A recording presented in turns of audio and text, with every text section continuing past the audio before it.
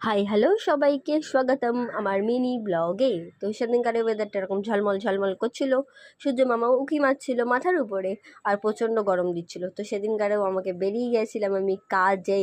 এই যে পিছনের লোকটা যেমন উঁকি মারছিল, আমারও ইচ্ছা করছিল আমি আমার ভবিষ্যতের দিকে একবার উঁকি মেরে রেখে আসি, যে এর থেকেও খারাপ কি কিছু হবে।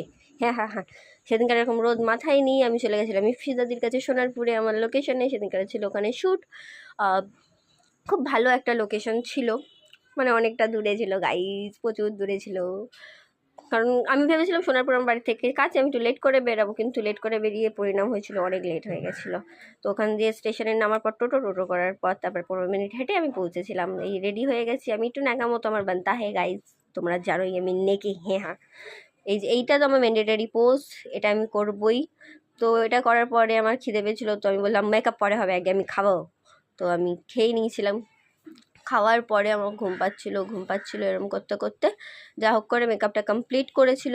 মেকআপটা কমপ্লিট করতে তো আমি দিচ্ছিলাম না, কারণ প্রচণ্ড আমি ডিস্টার্ব করছিলাম, আর দুজনে মিলে ফানি ভিডিও বানাচ্ছিলাম। ওকে নিয়ে আমি বারবার আমার ক্যামেরায় আসছিলাম।